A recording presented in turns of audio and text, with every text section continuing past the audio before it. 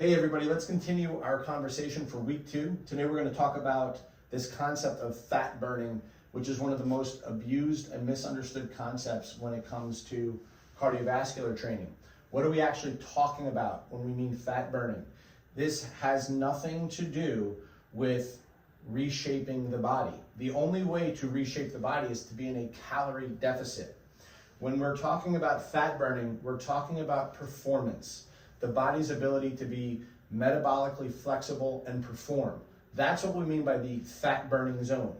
This idea that like you somehow tap into, fat and you incinerate it and it disappears from your body only occurs from being in a calorie deficit over time. Period, end of story. When we're talking about fat burning, when it comes to this, we're talking about the body to be a highly effective machine. That's what we're talking about.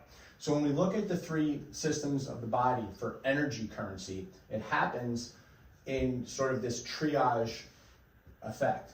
The first 10, 12 seconds, like if you were going to go run a very fast sprint, you're using the creatine phosphate pathway. That's the body's ability to basically reformulate ADP into ATP. We already talked about mitochondria. We did a whole 40-day challenge on mitochondria. I'm going to give you the very fast version of this. This is a very specific pathway. It only lasts about 10 seconds, and then it becomes very inefficient. It's not that it turns off completely, it becomes very inefficient. So in quick bursts, that's what you're using. Then you use your glycolytic system. That can last for about 90 seconds-ish. So that's your glycogen stores. Your body likes to use sugar, right, for energy, and it will. So now you're doing let's just say a 400-meter dash. You use your creatine phosphate system the first 10 seconds. You start getting into that glycolytic system. And then after that, you start getting into the oxidative system, which is your fat burning system. Okay, and that is indefinitely. So if you're running a marathon, this is what you're tapping into, that oxidative pathway, the fat burning pathway.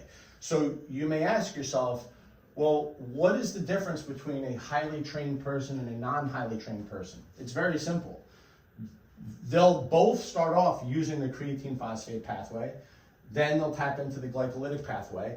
You'll notice that the untrained person, after about 2 minutes, has a real hard time with energy, meaning they have a really hard time being metabolically flexible, meaning they have a really hard time digging into this energy pathway. The one that is highly trained digs into this energy pathway effectively and efficiently and can do it over time, literally an entire marathon. Please don't start running marathons. We've talked about that. The point is that this is how the system actually works. When it comes to fat burning, we're talking about energy efficiency. It has nothing to do with remodeling the body. To remodel fat in the body, meaning to get rid of it, you must be in a calorie deficit. So when we talk about fat burning zones, that is what we're talking about.